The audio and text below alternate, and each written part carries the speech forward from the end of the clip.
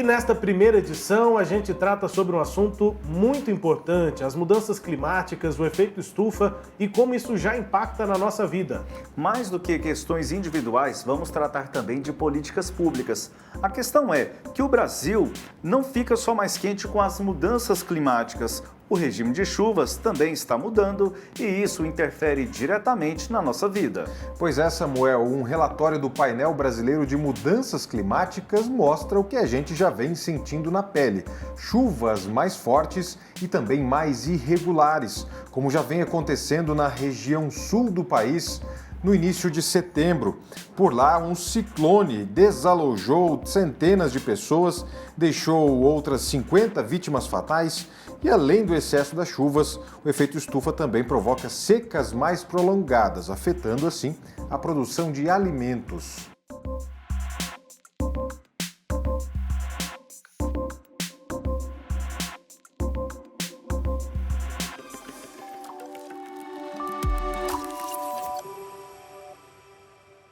Olá, seja muito bem-vindo, muito bem-vindo. Você que acompanha aqui a programação do Sistema Sagres de Comunicação, estamos chegando com a primeira edição do Pauta 1, programa aqui do Sistema Sagres, que busca te aproximar, te envolver com assuntos importantes para a nossa vida no Brasil e no mundo. E nessa primeira edição, a gente trata sobre um assunto extremamente importante, que são as mudanças climáticas e o efeito estufa. E mais do que mudanças individuais, decisões individuais, nós vamos tratar de políticas públicas.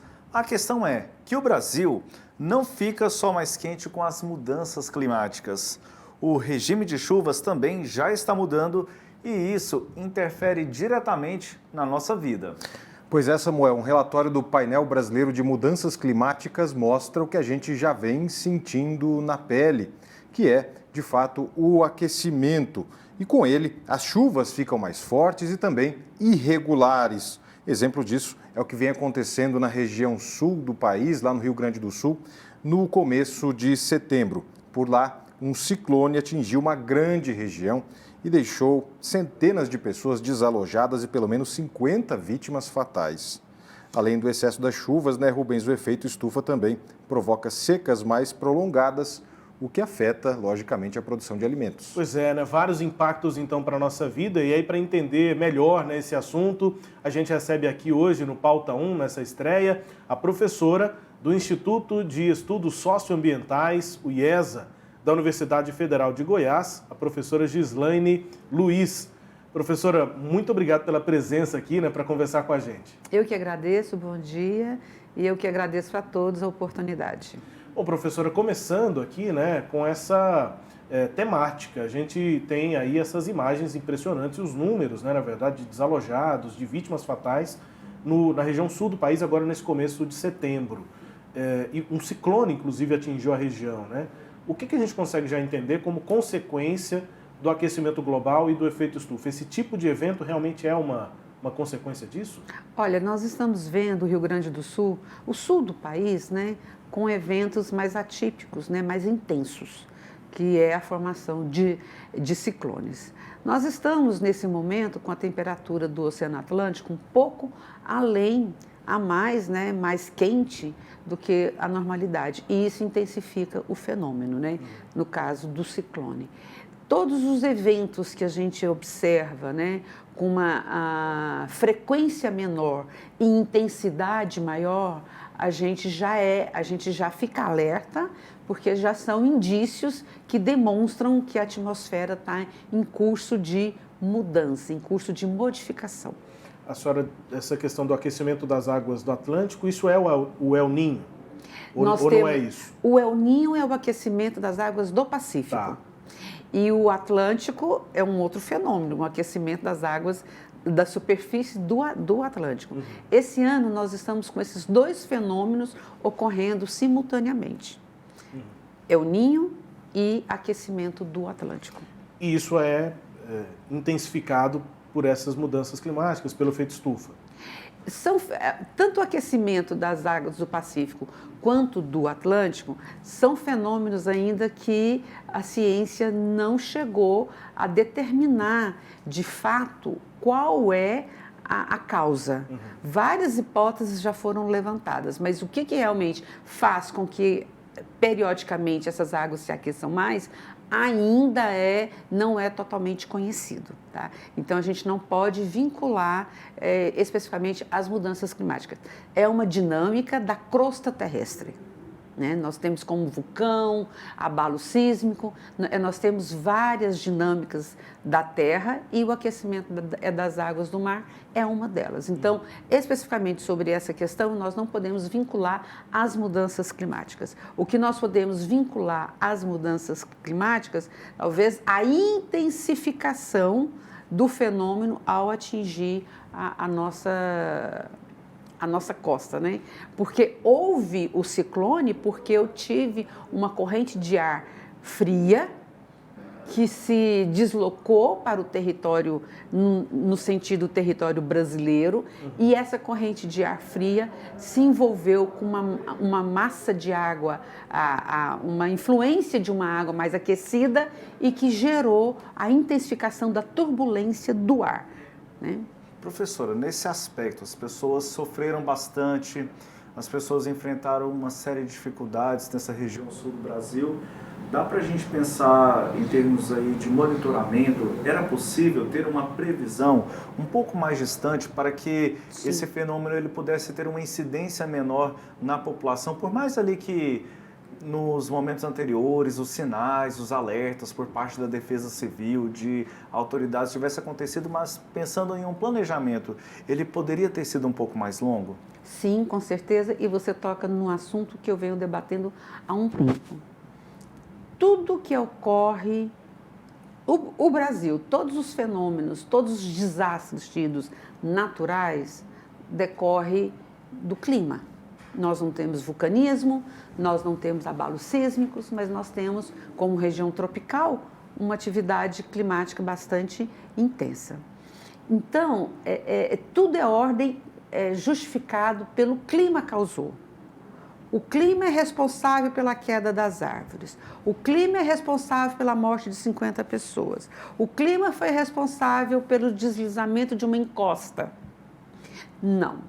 Como você disse, nós temos total capacidade de previsibilidade. O que nós não temos são ações que vêm de encontro com essa previsibilidade, né? E a população mais economicamente, socialmente e até ambientalmente mais vulnerável é a população que mais recebe os impactos desses eventos, né? Então, nós já temos a previsibilidade. O que nós não temos de forma efetiva são ações que permitam minimizar os efeitos desses eventos sobre a população. E essas ações, elas devem constituir desde um planejamento de organização de uma cidade, de desenvolvimento, de crescimento de uma cidade, minimizando, evitando a construção, por exemplo, em áreas de planícies de inundação. Já é um bom sinal de tentar ter para esse tipo de evento extremo com impacto sobre a população. Porque eventos nós vamos sempre ter. Nós somos de um país tropical. Então, a principal característica nossa é 2 estações muito bem definidas, uma quente e chuvosa e outra seca. E essa quente e chuvosa, a principal característica das chuvas nossas são intensas e rápidas. Então, quando a gente fala, choveu 50 milímetros em 24 horas, não foi em 24 horas. Nós não temos chuva ao longo de um dia. As nossas chuvas ocorrem sob a forma de pancada. E é isso que gera o impacto, porque as nossas superfícies totalmente destituídas de cobertura vegetal, ela vai receber aquela água e ela não tem como diluir, ela não tem como absorver. Então, a água vai buscar um caminho. E é nesse caminho que ela vai, então, destruindo, muitas vezes com uma força que as pessoas não têm noção. Eu digo muito aos meus alunos, estão vendo que vai chover muito forte? Evita certos lugares. Não entre na Marginal Botafogo.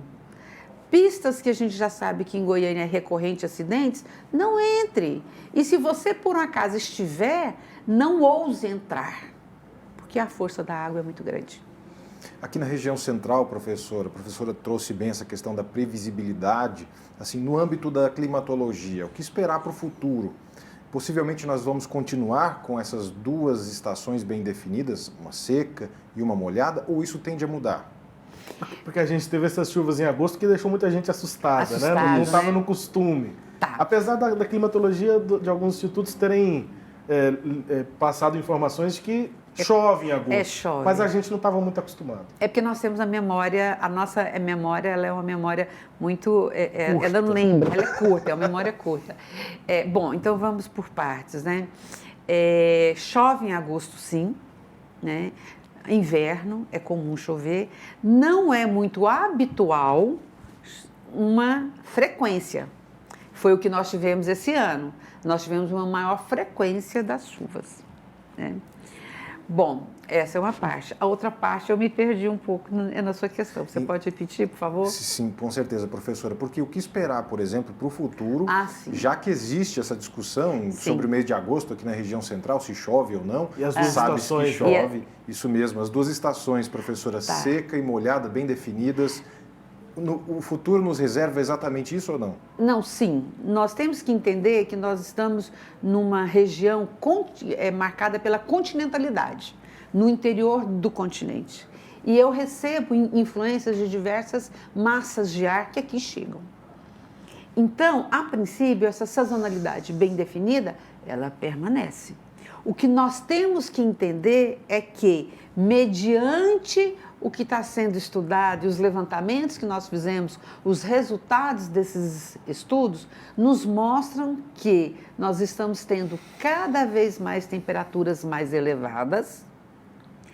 A mínima está se elevando mais do que a máxima, por isso às vezes a gente não sente o frescor da noite mais, com aquela brisa da noite, as mínimas estão se elevando mais. E em contrapartida, a umidade relativa do ar despencando. Essa é a minha maior preocupação. Temperatura se elevando muito e a umidade relativa do ar despencando. É um ponto que a gente é o que nos mostra, é o que os estudos têm nos demonstrado.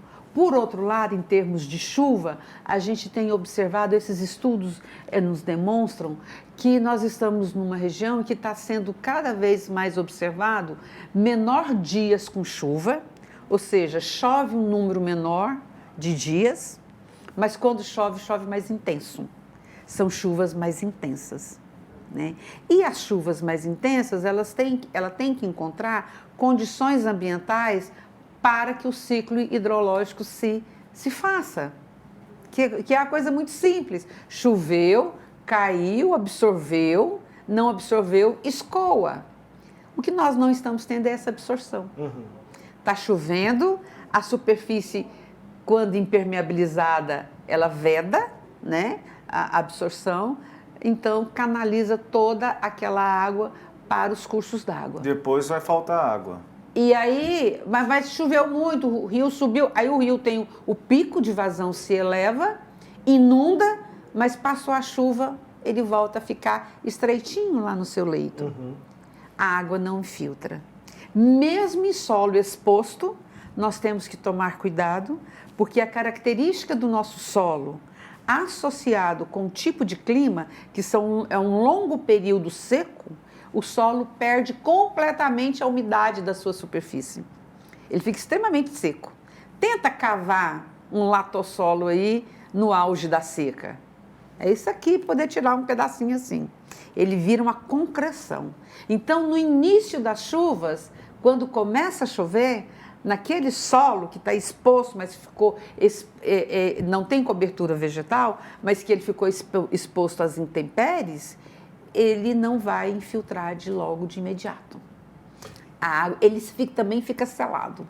Tem que ter um tempo da chuva chegar e ir mansamente molhando, esse é o termo correto, molhando, para que ele reverta a sua condição de concreção. Ele está ali concrecionado, né? A senhora falou da característica do solo, da impermeabilização também das cidades, mas tem a questão das lavouras de monocultura, né? Comparado com o cerrado, elas também infiltram menos. Por isso que eu falei sobre o solo exposto, porque nós temos extensas áreas de pastagem. A Né, senhora que chamou também cria, de solo exposto. Que eu chamei de solo, porque ele tem uma gramíneazinha, né? E essa gramínea, mas na época seca, a gente fala que ela entra numa questão de dormência, né? Inércia térmica, e daí o solo acaba ficando seco. Nas áreas de lavoura, como você tem um ciclo, né, de produção mais curto, isso acaba sendo um pouco minimizado, porque tem uma cultura que ela colhe, ali depois vem todo o preparo para o plantio da próxima cultura, isso acaba sendo um pouco minimizado. A senhora falou bastante de chuvas, né, dessas consequências, enfim, e da mudança de padrão climático, possível mudança, o que já está sendo observado, e a falta delas. Também as secas vão ficar mais extensas, mais prolongadas, já estão ficando? Era o complemento que eu ia fazer nessa questão que foi feita.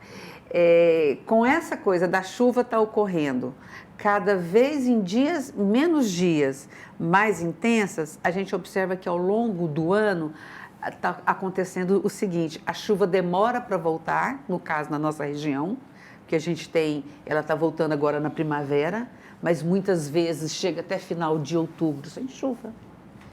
Ela está voltando mais tarde e terminando mais cedo. Então, o período da seca está apresentando uma tendência de aumento. Ou seja, a tendência é que tenhamos mais veranicos no meio desse ciclo chuvoso? Vai depender. Em 2015, nós tivemos um veranico terrível, que foi justamente por conta do aquecimento das águas do Atlântico, e esse aquecimento impediu a passagem de massas de ar que favorecesse as nossas chuvas. Vai depender de uma configuração maior dos sistemas atmosféricos. A professora falou agora há pouco sobre essa questão da impermeabilização do solo.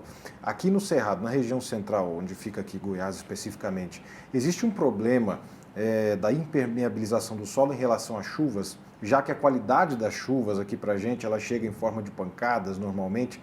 Isso afeta também a questão dessa concretação do solo pelo período seco que se estende e aí acaba impermeabilizando, quer dizer, tem uma relação aí entre essa chuva mais pesada que cai aqui na região central e a impermeabilização do solo, já que ela deveria ser mais mansa, como a professora destacou agora há pouco?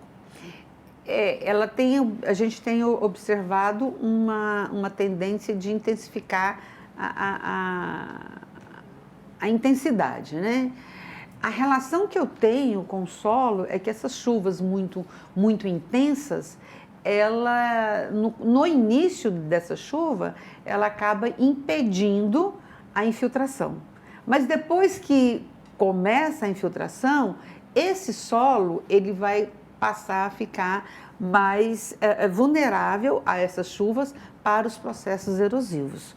Né? Eu não sei se foi por aí que você perguntou. Sim, foi exatamente isso. Por conta da intensidade da chuva, se isso prejudicaria ou intensificaria a impermeabilização do solo. Os processos erosivos, o carreamento de sedimentos, aí esses sedimentos sendo carreados, vem a questão desses sedimentos irem para os mananciais, né? Então, é todo um ciclo.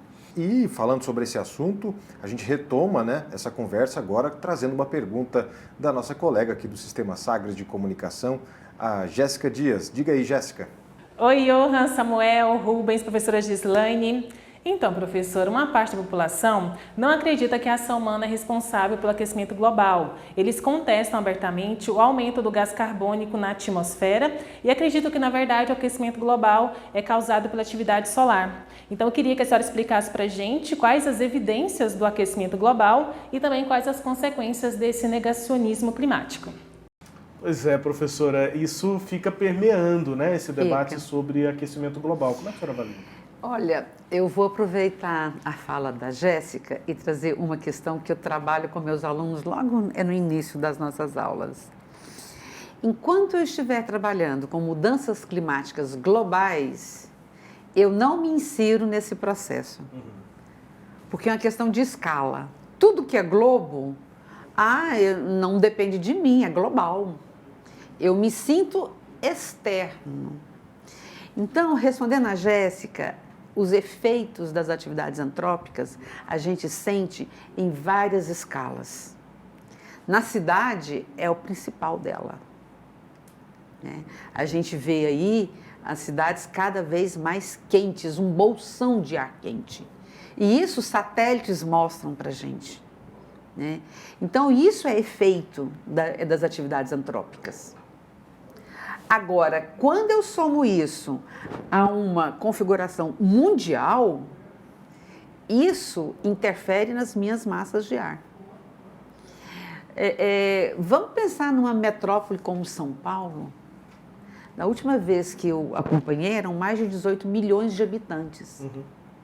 De uma área para envolver essa população toda totalmente permeabilizada, construída. Então, ali, o clima, ele já foi alterado. É um clima que ele não é mais da década de 30 e 40. Ali já foi modificado. Nesse exemplo, professora, aqui uma colocação, São Paulo era conhecido como a terra da garoa. A garoa, ela foi deslocada para uma região fora dessa parte onde está o concreto e dentro mesmo do ambiente urbano a gente vê esses fenômenos com muita incidência, mas a garoa em si não é tão conhecida, já não tem mais. É porque você construiu um bolsão de ar quente. E ele dilui esse ar frio e úmido, né? Acaba interagindo e não vai fazer, né? Inviabiliza a garoa. Então, nós temos sim uma responsabilidade muito grande sobre a modificação da atmosfera. São vários fatores que me levam à mudança climática global. Agora, mudanças climáticas globais, elas são do nosso tempo? É inerente ao nosso período? Não. O planeta Terra já passou por várias mudanças climáticas de ordem natural. A questão é que nós estamos observando que o homem constitui um forçante a mais, quer dizer, é um outro fator, né, que foi acrescentado aos fatores naturais.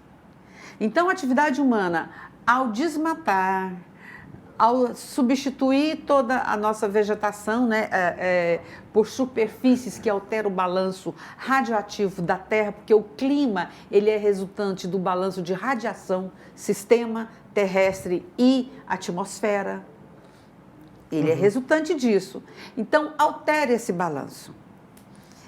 E dentro dessa alteração desse balanço, altera a composição dos gases da atmosfera. Vamos pegar só o dióxido de carbono, que as nossas atividades humanas, né? Principalmente a partir da Revolução Industrial, a gente está intensificando a emissão de gases de efeito estufa e de forma mais incidente a partir da década de 50, pós-Segunda Guerra Mundial, né? E em contrapartida, a gente está retirando da superfície aqueles ambientes que podem sugar, que pode absorver esse dióxido de carbono. É fato isso, está acontecendo. Os oceanos, eles têm um papel importante no clima, eles absorvem também CO2. Mas com essa modificação de temperatura, os oceanos também passam por uma modificação e com a interação com a atmosfera. Essa primeira resposta da senhora acho que deixa várias questões em que a gente pode tentar detalhar até para entender melhor, enfim, como isso tudo funciona. A senhora citou a questão dos gases, né? Eu queria perguntar especificamente sobre isso, né? O CO2, monóxido, dióxido de carbono. Quais são os impactos desse aumento de CO2 na atmosfera, que é o chamado efeito estufa, né? Efetivamente pode parecer meio básico, mas como é que funciona o efeito estufa? Mas essa pergunta sua é super pertinente, porque tem muita gente que confunde. Tá. Confunde efeito estufa como sendo um efeito provocado pela atividade humana. Não é. O efeito estufa é um efeito natural do planeta. A nossa atmosfera, se nós não tivéssemos os gases de efeito estufa, que é o dióxido de carbono, vou citar alguns, o dióxido de carbono, o metano, a água, né? O vapor de água. Tem outros, mas os principais são esses. Caso a gente não tivesse esses gases, durante a noite a Terra perderia toda a energia que ela acumulou durante o dia. A atmosfera protege. A atmosfera, o efeito estufa é um protetor da nossa biodiversidade, porque a vida no planeta Terra ela evoluiu em função dessa característica da Terra. Recebe radiação durante o dia, aquece, emite para a atmosfera uma radiação que a gente chama de infravermelho, né? No canal do infravermelho. Essa radiação que a Terra emite, esses gases captam. E quando eles captam, eles devolvem para a Terra na forma de temperatura, de energia calorífica. Que aí mantém a nossa temperatura numa média aí de 14, 15 graus. Caso a gente não tivesse os gases de efeito estufa, a Terra poderia chegar em determinados lugares à noite, na madrugada, a menos 50 graus, né, de temperatura, porque perderia. Então, por isso que é importante a gente entender que o efeito estufa é um efeito natural, benéfico à vida, mas que a alteração dos seus gases podem alterar as condições climáticas. Se eu tenho um aumento de gases de efeito estufa, isso está me levando a entender que eu estou dando condições para a atmosfera de absorver mais a energia que a Terra está emitindo. Aí tem outro fator. A Terra emite uma energia, mas a evolução histórica de construção da sociedade levou o homem a criar fontes de energia. Então, o homem está acrescentando mais, ele é um agente potencializador, porque ele está acrescentando mais energia. São os veículos automotores, as indústrias, né? Todas as nossas atividades, elas, de uma forma ou outra, ela está apta a aumentar essa energia que nós lançamos. Mas aí o aumento do dióxido de carbono especificamente, que a gente ouve muito falar disso, inclusive nas metas da ONU, lá entre países, né, os acordos que são assinados. O que causa especificamente esse aumento de CO2? Nós temos as causas naturais, por exemplo, a atividade vulcânica. Nós não temos como impedir uma atividade vulcânica. Desculpe, professora, eu perguntei o que causa, mas na verdade eu queria perguntar quais são as consequências desse aumento de CO2. Tá. Então, as nossas atividades humanas, nós somos uma forçante a mais para aumentar a concentração de dióxido de carbono na atmosfera. O dióxido de carbono, ele é um gás que a gente fala de excelente, ele capta bastante a energia. Então, quanto mais eu lanço dióxido de carbono para a atmosfera e quanto mais eu destituo a minha superfície de ambientes que vai tirar esse dióxido de carbono, eu estou trabalhando para que aquela atmosfera fique mais aquecida. Entendi. E o Rubens trouxe essa questão, né, professora? E isso já ajuda a esclarecer e tirar aquela tendência de sempre usar como sinônimos expressões como efeito estufa e aquecimento global, que são coisas bem diferentes. Bem distintas. Daqui para 2030, a agenda ambiental está muito em voga essa questão. Os países reduzindo, ou pelo menos assumindo compromissos para reduzir a emissão de gases causadores do aquecimento global. Essa redução, ela seria suficiente ou seria preciso, de fato, parar com as emissões? A gente sabe que isso é muito difícil, mas reduzir já teria a possibilidade de também causar uma queda no impacto do aquecimento global? Olha, se a gente trabalhar com a redução, nós vamos estar trabalhando para um impacto menor. Porque, de qualquer forma, da forma como já está configurado hoje, mudanças vêm. As temperaturas, elas vão... há uma tendência delas se apresentarem mais elevadas. Então é preciso que nós nos preparemos, não para que as mudanças parem, não. mas para novas mudanças. Para absorver essas mudanças.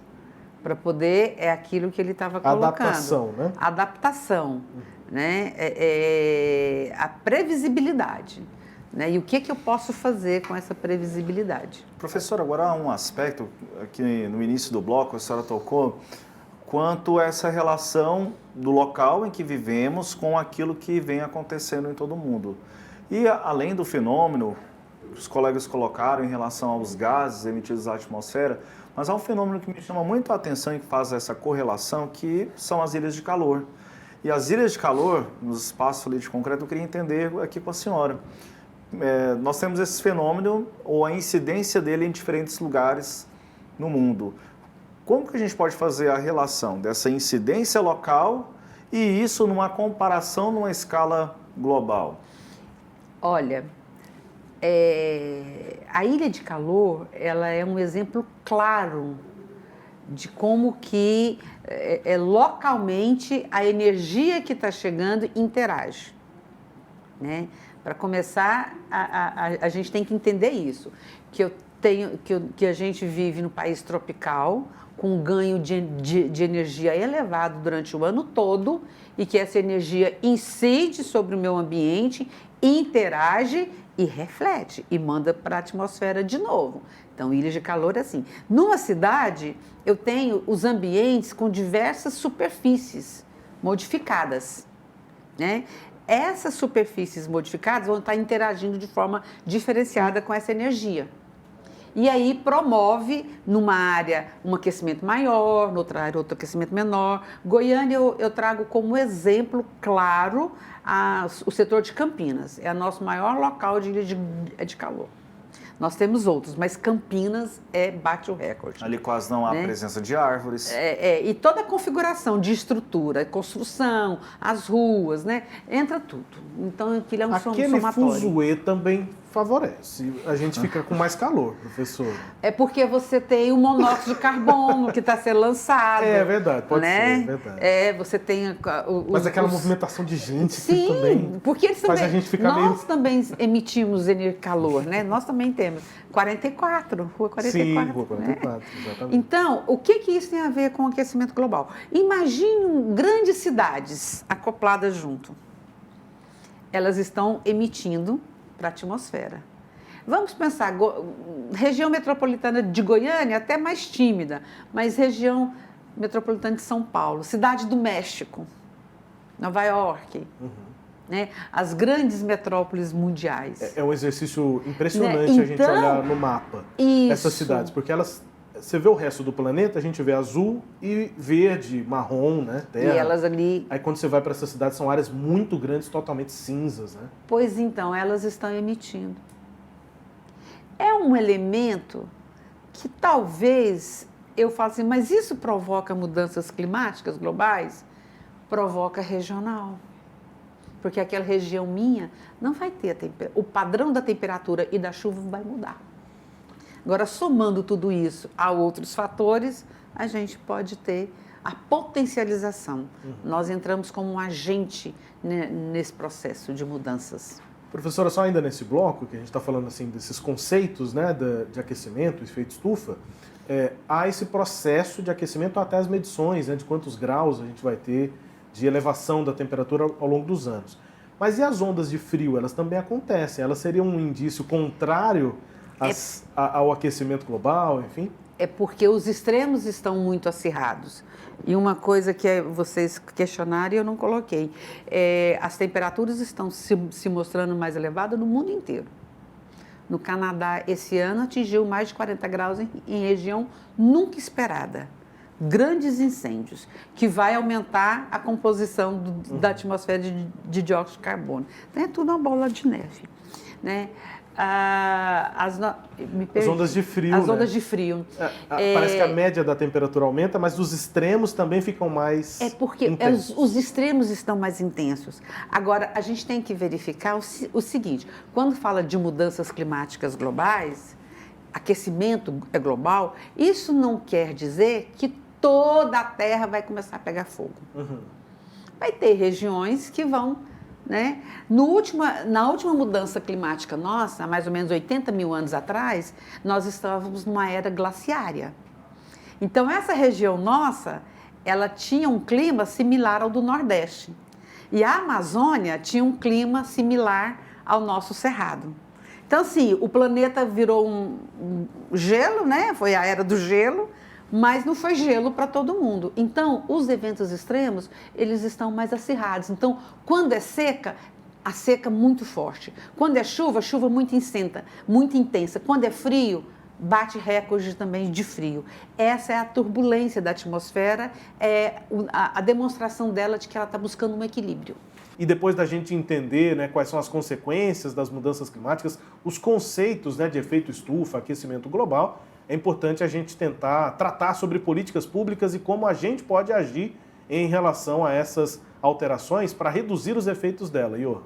É isso, Rubens. Inclusive, políticas públicas foram alguns dos temas, né, tratados, destacados durante um seminário internacional Águas para o Futuro, que a Sagres amplamente cobriu. Trouxe aqui também a secretária Andréa Vulcanes para falar sobre o que foi discutido no seminário. E uma das questões que nós abordamos com a secretária foi exatamente a importância de se tratar com igualdade os biomas, não um acima do outro, mas se preocupar com a gestão dos biomas de forma igualitária. A secretária Andréa Vulcanes faz essa análise em relação aos biomas Cerrado, Amazônia, Mata Atlântica. A gente vai trazer esse destaque da secretária de Meio Ambiente aqui de Goiás, aqui para o Pauta 1. Vamos conferir. Infelizmente, a narrativa internacional, ela acaba tendo um olhar muito grande para a Amazônia, e eu reputo isso menos a importância ambiental, porque a gente precisa entender que todos os biomas são importantes, não tem um mais importante do que o outro. As diferenças entre os biomas, elas representam territórios e clima. Então, o que acontece na Amazônia, que é a chuva, que ocorre lá praticamente todos os dias, aqui não, nós temos períodos de estiagem e chuvas que são muito diferenciados entre si, e isso muda a natureza de como as coisas se comportam, né? Então, nós temos outros tipos de árvores, de fauna e tudo mais, em razão dessa diferença climática. Mas é só isso a diferença, né? Do ponto de vista da importância dos biomas, todos são essenciais. O Cerrado, ele, inclusive, do ponto de vista de biodiversidade, ou seja, mais espécies de fauna e de flora do que a própria Amazônia. Pois é, professor, me parece que esse entendimento, né, sobre os biomas e a importância deles é um ponto de partida fundamental para se pensar em que tipo de políticas podem ser criadas para os biomas. Se a gente não enxerga a caatinga, né, se a gente não enxerga o cerrado, é muito difícil que a gente crie políticas efetivas para eles. Né? E essas políticas, antes de adentrar na questão da importância dos biomas, as políticas de preservação, elas têm que caminhar, né? A política tem que caminhar de braços juntos com o setor econômico, o setor social e o setor ambiental. Esses três setores, em conjunto, é que tem que sentar para poder tentar resolver a questão das políticas, né, públicas, de forma que elas possam ser realmente cumpridas. O Cerrado, ele sempre foi um ambiente visto com certo preconceito, justamente pelo que a nossa secretária colocou. Nós temos um período de seca bem prolongado. Isso traz para o nosso Cerrado uma percepção equivocada de falta de vida, né, de inércia, de ambiente inóspito. Ou meio feio até. Ou meio esteticamente, né? É feio, né? Não tem a beleza cênica, né? Então, isso foi historicamente construído. Quando começou-se a discutir as questões ambientais, lá na década de 70 aqui no Brasil, quer dizer, antes já se discutia, mas de forma mais acirrada, os nossos pesquisadores, né? Os próprios pesquisadores, eles falavam, olha, vamos preservar a Amazônia e ocupar o Cerrado. Porque enquanto a gente ocupa o Cerrado, a Amazônia a gente discute o que tem, qual que é a forma de ocupação, de desenvolvimento. Então, isso sempre foi culturalmente construído. E que a gente tem que romper com isso agora, porque, como ela colocou, não existe ambiente melhor, mais importante do que o outro, né? Se a gente for conceber isso, a gente não está concebendo a ciência. Porque o planeta Terra existe, a biodiversidade existe, porque existe uma interação complexa entre tudo que existe na nossa superfície. Então, eu tenho animais que migram da Amazônia, que migram para o Cerrado para procriar, né? O Cerrado é uma área de transição ele resguarda uma riqueza de biodiversidade que, infelizmente, nós não vamos conseguir entender a real biodiversidade que o Cerrado foi um dia. Porque na década de 90, quando eu estava lá no meu mestrado, já iniciando as minhas pesquisas, era colocado que em torno de 20 mil espécies do Cerrado haviam sido extintas sem mesmo a gente conhecer. Né? E quando a gente fala de Cerrado, é importante a gente colocar que eu estou falando de um ambiente com fitofisionomias diferenciadas. E cada fitofisionomia, ela tem a sua particularidade, a sua importância no contexto ambiental. O que é, professor, uma fitofisionomia? Quando eu falo de campo limpo, é uma fitofisionomia. Quando eu falo de campo sujo, cerrado, cerradão, são fisionomias diferenciadas da vegetação que resguarda toda uma biodiversidade própria daquela fitofisionomia, mas que serve de interação com as demais fitofisionomias. A fauna, por exemplo, ela migra entre uma fitofisionomia e outra, para ela se alimentar, para ela poder, para a procriação. Então, é importante a gente considerar. Fito é planta. Fito é planta, Prefixo fisionomia, formas diferentes das plantas. Tá. Então, quando eu falo campo limpo, eu tenho aquelas plantas rasteiras, né? Campo sujo, a planta rasteira com um arbusto. Cerradão, são as árvores mais altas. Cerrado senso estricto, que são aquelas árvores mais tortuosas, espaçadas uma da outra, né? Então, cada uma delas mantém uma dinâmica. E no dióxido de carbono, a gente estava falando no nosso bloco passado, o cerrado é um excelente absorvedor de dióxido de carbono, especialmente o cerrado senso estricto. Né? As pesquisas que eu fiz lá. As cascas ali, né? É, porque a dinâmica. E as raízes, né? É a dinâmica da sazonalidade de chuva e seca. Permite o cerrado ter uma capacidade de absorção bem elevada de dióxido de carbono. A senhora trouxe uma concepção que pesquisadores traziam há décadas anteriores, e aí isso também se refletiu até na nossa própria organização legislativa, com as leis de proteção ambiental aqui no país. E aí, para efeito de comparação, enquanto na Amazônia temos a proteção destacada para 80% das áreas, por mais que isso efetivamente não aconteça, mas quando a gente pensa na proteção do cerrado, esse percentual ele é de 20%. Isso mostra que foi um equívoco em relação àquilo que se pesquisou no passado e dá tempo para a gente fazer uma correção no rumo da nossa rota?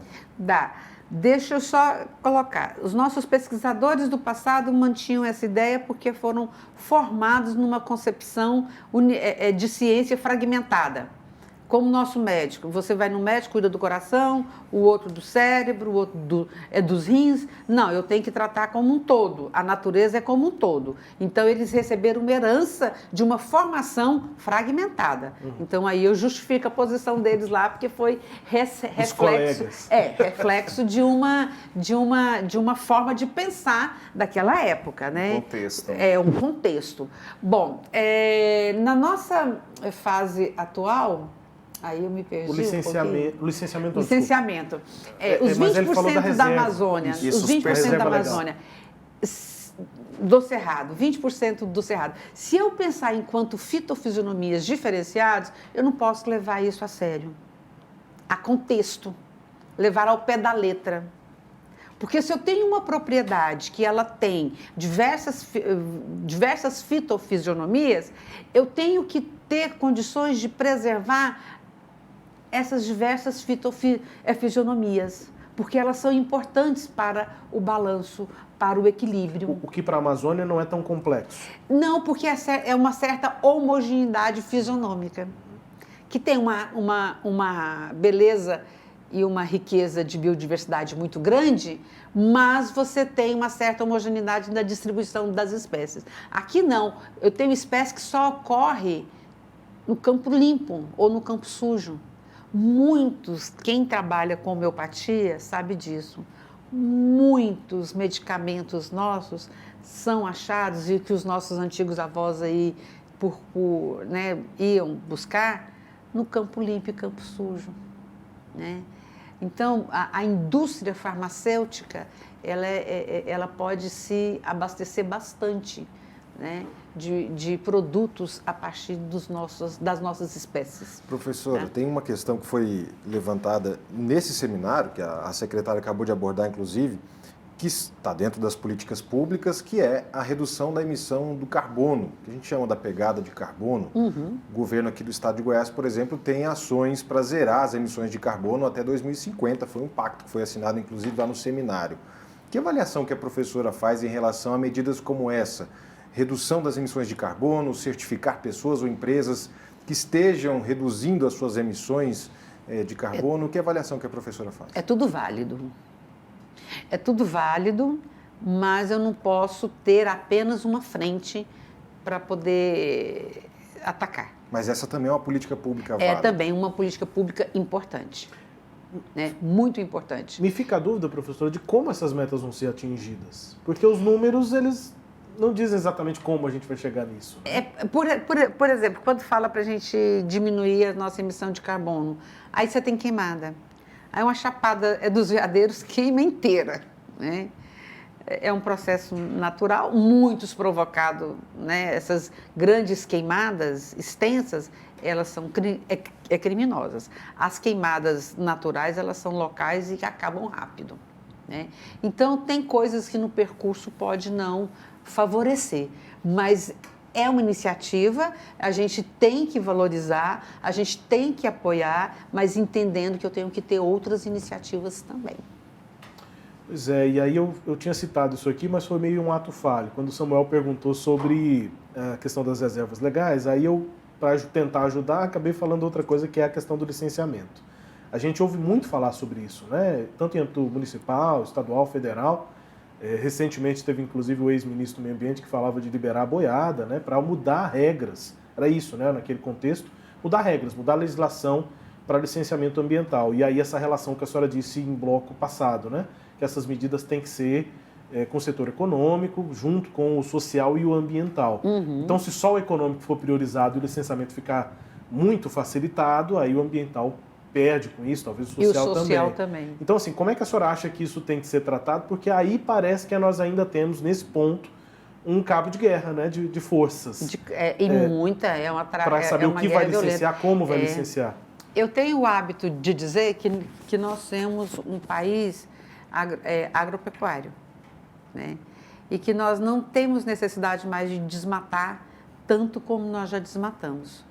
Que nós somos seres humanos inteligentes, já chegamos à Lua e que a gente tem condições de aumentar a produtividade sem desmatar mais.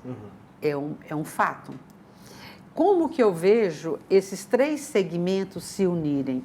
Eu não tenho como pensar numa justiça social sem eu pensar numa justiça econômica e numa justiça ambiental. Então, os gestores, as pastas que cuidam dessas três perspectivas, elas têm que andarem juntas. Agora, por que a gente não consegue um consenso? Porque mesmo dentro de um governo que a gente tem uma unicidade de pensamento, que é para chegar, né, num certo objetivo, os objetivos eles se diferenciam e se distanciam muito da prática, de como que a gente vai fazer para chegar lá. Então, eu não tenho que desmatar mais, eu tenho que já promover, sim, o reflorestamento. A gente já viu que onde refloresta, em área que foi desmatada, que tinha nascente, reflorestou, 2 anos, 3 anos depois, a água já está nascendo de novo, né? Então, a grande crise, cientista da década de 70 falava que a crise do futuro era a crise da água. E a gente parece que já está começando a observar que isso faz sentido, né? Então, eu vejo que esses gestores têm que ter um pulso firme, né? Um gestor único com um pulso firme para poder fazer com que essas pastas se unem para buscar um único objetivo, que é qualidade social, ambiental e econômica para a população. Se for um pulso meio solto, uma área acaba se sobrepondo à outra. Aquela área que tem mais argumentos, mais jogo, né, político, digamos assim, acaba sobrepondo. Professor, nosso tempo está terminando, mas uma última questão. E as nossas ações? Os nossos hábitos são importantes, né? A gente está vendo muita substituição de plástico por papel, o canudinho praticamente foi embora. Eu falo que isso é importante? Eu falo que as mudanças começam da gente. Não adianta eu querer que o meu gestor faça as mudanças se eu não faço comigo e com a minha família. Padrões de consumo. Né? Padrões de consumo, geração de lixo, tentar minimizar. Comece plantando uma árvore na porta da sua casa, vamos fazer uma rua arborizada para a gente poder ter, pelo menos, amenizar um pouco as altas temperaturas. São coisas simples, mas que fazem efeito.